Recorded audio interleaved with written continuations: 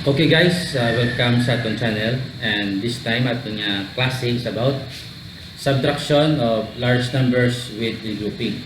Sir, ano na sir ang regrouping? So this time subtract kita large numbers nga kinahanglan na naton magborrow. Kay mas dako na ang aton nga ginabuhin sa number. So himugmaya ata kita example para ma-explain ta mayo. Halimbawa, may kita number. Okay? 74235 minus 9766. Okay, so para pos minus, first is putangan ta 9 kama para ma-identify ta ang place value. So paano? 3 steps to the left. Let's count. 1, 2, 3 kama. Hindi naman, 1, 2, 3, tama. Kamu nang baya. Then, i-arrange ta ang numbers in column. Patinugon ta ang numero. Tupungo ng tanan nga last digit. Para tulokong man ang tanan nga mga place value nila. So, imo ta. Copy this. 7, 4, 2, 3, 5, kama. Okay. Kag i-pianta 9766. Okay. So kung kikita nyo, nagkabos ang 6 nagkabos sa 5. So dapat tupong na. Kung makita nyo, ang 6 nagkabos sa 5. Dapat tupong na ang 6 para tupong ang ilang last digit. So idugol ta. Gaya mo ni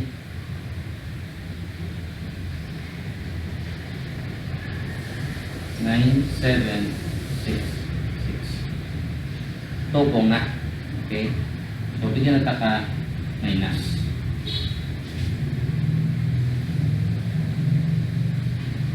Amo rin ba? Yeah. Okay. Kama para ma-identify ang place value. So 74,235 minus 9,706. So nga ari grouping. Kaya kinahanglan na taton magborrow. Why? Kaya mas dako ang ginamayanas ta sa number. Okay? So ano yung on? Let's start. This time, subtract kita dapat from right to left. Kaya kinahanglan kita mag-group. Now, kung siguran ta, 5 minus 6 cannot be. Hindi pwede. Why? Because 6 is greater than 5. Hindi pwede nga buhinan sang 6 ang 5 ay kulang ang 5. So that's why we need to regroup. Paano? Maborrow ang 5 sa next na digit, sa tupad na digit, which is 3. Okay? So paano niyan siran? Para makaminus ang 6 sa 5, ang 5 maborrow 1 sa tupad niya digit, muna yan 3. So matabo, ang 3 ma 2, ang 5 ma 15. Okay? Okay, maborrow ta 1 as a digit. So pwede na ta ka minus. 15 minus 6 is 9. Okay? So let's proceed. Now, 2 minus 6, hindi pwede. Cannot be an answer. Why? 6 is greater than 2. Sorry mo sa 2. Maborrow ang 2, 1 sa tupad nga digit. Ano mo niyan? 2. Yun nga 2, di mo siya nga 1 na lang. Ang 2 nga di mo siya nga 12. Kaya nagborrow ta 1 as a digit. Okay? So, pwede na ta subtract. 12 minus 6 is 6. Let's proceed. Next, 1 na rin. Yan ang barot ta. So, 1 minus 7 cannot be. Hindi pwede. Basta po ang 7 sa 1. Ano yung mo sa 1? Ang 1 maborrow 1 sa next na digit. Hindi ang 4. Ang 4 ma 3. Ang 1 dali ma 11. Bigyan ta ka, subtract. So, 11 minus 7 is 4. Then, follow mo ang tama. So next, 3 na ni, kaya nagbaro ta. Instead sa 4, 3 na. So, 3 minus 9 cannot be. Hindi pwede. Why? 9 is greater than 3. Ano yung mo sa 3? Ang 3, ma-borrow 1 sa 7. Ang 7, 6. Ang 3, 13. Tama lang gaya. So, ang matabo, 13 minus 9 is 4. Then, bring down 6. The answer is 64,469. Okay?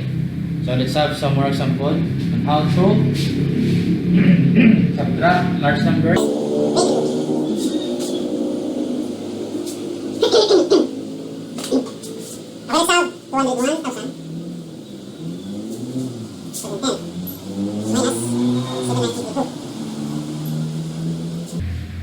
Okay, so two large numbers.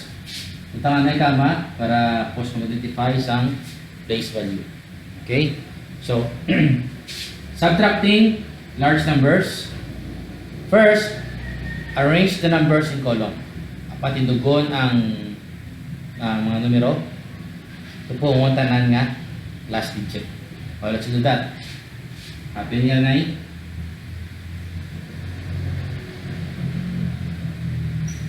Then,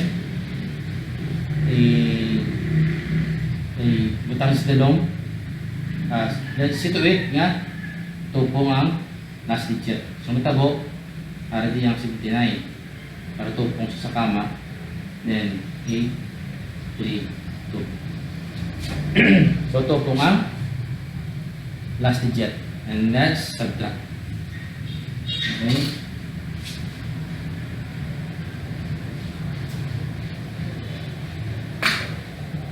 Amanin ba? Yeah. Okay. So, let's start. Ang minus is, we will start from right to left. Alin sa to, kadto sa wala. Kag, we must regroup if needed. Let's start. 0 minus 2 cannot be. Why? Okay? Ang 0 wala value and 2 is greater than 0. So we cannot subtract. Ano yun mo? Ang 0, maborrow 1 sa 1 direct. Okay? So ang 1 direct, hindi mo siya nga 0. Ang 1 direct, hindi mo nga 10. Yan iborrow sa 1 sa tupad niya nga 1 sa digit. So nag-10 na siya. So, hindi na tayo subtract. 10 minus 2, 8. Next, 0 na ni. Kaya nag-borrow ta. So, na subtract. 0 minus 3 cannot be. Hindi pwede. Why? Because 0 has no value and 3 is greater than 0. Mas dako ang 3 sa 0. Hindi pwede minusan. So, ano mo sa 0? Ang 0 maborrow 1 sa 7. Ang 7 ma 6. Ang 0 dire ma 10. Pwede na ka subtract. So, 10 minus 3, 7. Next, let's proceed. 6 na ni, kaya nagborrow ta. Hindi na sa 7, kundi 6 na. So, 6 minus 8 cannot be. Hindi pwede. Kaya mas dako ang 8 sa 6. So, anong yung mga sa 6? Ang 6 maborrow 1 sa tupad niya nga digit ang muli ang 1. So, ang 1 na 0. Ang 6 ma 16. Hindi na ka subtract. So, 16 minus 8 is 8. Then, follow ang kama. Okay? So, next, let's proceed. 0 na ni, kaya nagborrow ta. So, 0 minus 9 cannot be. Hindi pwede. Why? Because 9 is greater than 0 and 0 has no value. So, ano mo sa 0? Ang 0, maborrow 1 sa 0. But this time, ang 0, hindi pwede ka pahulam siya 1 ay 0 man sa. Why siya value? So, ang 0 man hindi pwede ka hulam sa sininga 0 kay why sa value. Ano yung mo sa sininga 0? Ang 0 maborrow 1 sa tupad ang digit naman niyang 2. So, ang 2 ma 1. Ang 0 ma 10 na. Pwede na siya kapahulam sa sininga 0. So, ang 0 mahulam 1 sa 10. Ang 10 ma 9. Ang 0 mo 10 eh. Amo nang wa. No? So, regrouping na tawag. O, let's subtract. 10 minus 9 is 1. Then, 9 na ni, yung nagbaraw ta. So, 9 minus 7 is 2. And bring down 1. Diba yan is 121,870. That's how you subtract large numbers with regrouping. Okay, so let's have some more examples.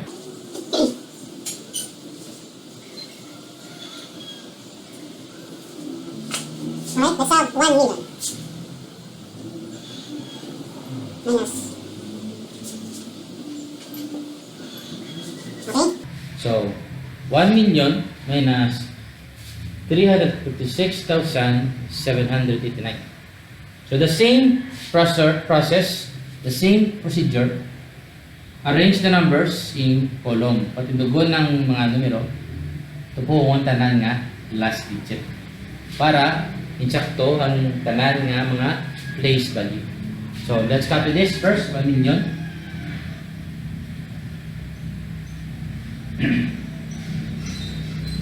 Then, i-minus ang linya number sa 1 million. Ito po ang dapat ang last digit. So, ang baya ang 356 direct. Ito po ang tama, 789. Minus. Okay? So, we are subtracting large numbers na kailangan tamag regroup. Okay? So, select this first. Resulta na and let's start. Sugod kita halin sa tuho kadto sa wala. Okay? So, let's start. The first is 0 minus 9. The answer is cannot be. Hindi pwede. Why? Kaya ang 9 is greater than 0 and ang 0 wala value para mapahulami ang 9. So, ano naman tabo? Ang 0 maborrow 1 sa 0 nga ang tupadya. Ugaling kaya ang 0 wala man sa may ipahulam sa iya kay 0 man sa. Why siya sa value. So, yun nga 0, maborrow 1 sa tupadya man ang digit nga mo ng 0. Tingin nga 0, hindi man kapahulam sa iya. Kaya why man sa value. So, yun nga 0, mahulam sa sining nga 0 para kapahulam sa iya nga tupad. So, yun nga 0, mahulam 1 sa hindi nga 0. And so on and so forth. Ang yun nga 0, hindi ka pahulam kay y sa value. So, ano mo niya? Ang 0, hindi mahulam 1 sa tupad niya nga digit mo ng 0. At the same, ang yun nga 0, hindi pwede ka pahulam sa iya, y mo sa value. So, yun nga 0, mahulam 1 sa tupad niya nga digit mo niyang 0. And the same, ang yun nga 0, hindi pwede ka pahulam sa hindi nga 0, y sa value. So, ano mo on? Ang yun nga 0, mahulam siya 1 sa tupad niya nga digit mo niyang 1. So, yun nga 1 na 0. Ang yun nga 0, na 10 na siya. So, pwede na siya kapahulam. So, ang yun nga 0, mahulam sa iya. So, ang yun nga 10, na 9. Ang yun nga 0, na 10. Okay? So, 10 na siya. So, pwede na siya kapahulam. Ang yun nga 0, mahulam 1 sa 10. Ang 10, man 9, ang yun nga 0, na 10. And so on and so forth. Ang yun nga 0, mahulam 1 sa 10. Ang yun nga 10, man 9, ang yun nga 0, na 10. And again, ang yun nga 0, mahulam 1 sa 10. Ang yun nga 10, man 9, ang yun nga 0, na 10. And lastly, ang yun nga 0, mahulam 1 sa 10. Ang 10, man 9, ang 0, na 10. Ang unang regrouping. Okay? So, pwede na ka subtract. So, 10 is siya. So, let's subtract. 10 minus 9 is 1. Next, 9 eh. Yung nagbaro ka. So, 9 minus 8 is 1. Again, so let's proceed. 9 minus 7, 2. Next, 9 minus 6, 3. 9 minus 5, 4. 9 minus 3, 6. And y. Okay? So, ang answer is 643,211. Okay? That's how you regroup. Okay? So let's have an example.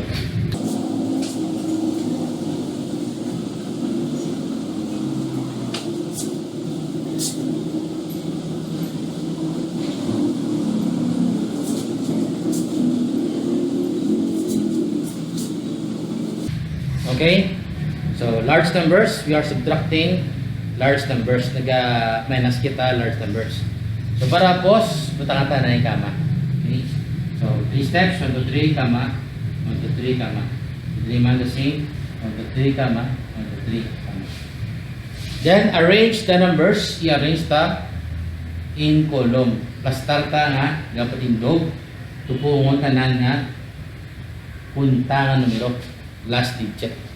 So, kopya ko ito na 001. Then, kopya ko ito na 1, 6, 7, 9, 1, 2, 1. Minus. Utang takama. Tapos, 1, 2, 3, kama. 1, 2, 3, kama. The same, 3, 3, kama. Agi resun ito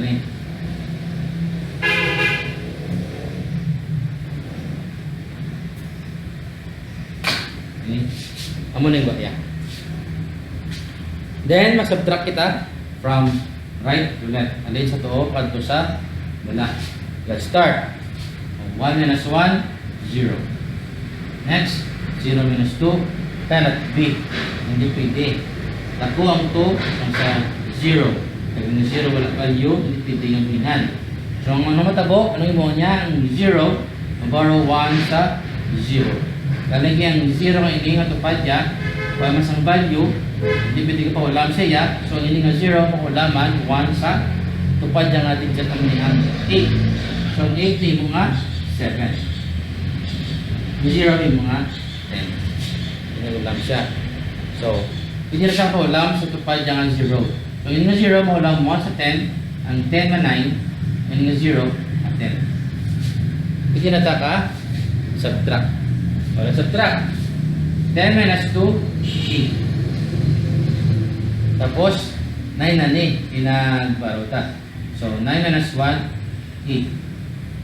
Then, kama. Let's proceed. 7 minus 9, cannot be. Hindi pwede. Huwag kita ko ang 9 sa 7. Ngayon mo sa 7, ang 7 maborrow 1 sa 6. Ang 6 ma 5. Ang 7 ma 17. Hindi na ka, subtract. 17 minus 9 is 8. O, let's proceed. No, 5 na ni, kaya nagbaruta. 5 minus 7 cannot be. Hindi pwede. Why? Naku ang 7 sa 5. Anong yung mga sa 5? Ang 5 maborrow 1 sa tupad yung digit na muniyang 5. Ang 5 yung ini ma 4. Ang ini nga 5 ma 15. Hindi na ka, subtract. Ang 15 minus 7 is 8. 4 na ni, kaya nagbaruta. So, 4 minus 6 cannot be, hindi pwede. So, ang 4, maborrow 1 sa 2. Ang 2 ma 1. Ang 4 ma 14. Pwede na ka, subtract. Okay? Now, 14 minus 6, that's 8. Okay? Then, 1 minus 1, 0. Kung ano ang answer ka. Okay? So, 888,880. Okay? So, that's how you subtract large numbers. So, first is, utangan kama ang large numbers. Be sure nga may kama kay para post pag-identify sang place value. Then, arrange the numbers sa column. I-plastar mo nga patindog. Kag align all the last digit. Tupungon tanan nga numero. Okay? Para tululo po tanan nila nga place value. And regroup if necessary. Borrow sa next digit para you able to subtract the numbers. Okay? So thank you for watching. This is your Sir Carlo, your online tutor sa elementary math. At ako ay isang guro lamang na nagpapaaral sa atin ng kabataan, ng pag-asa ng bayan.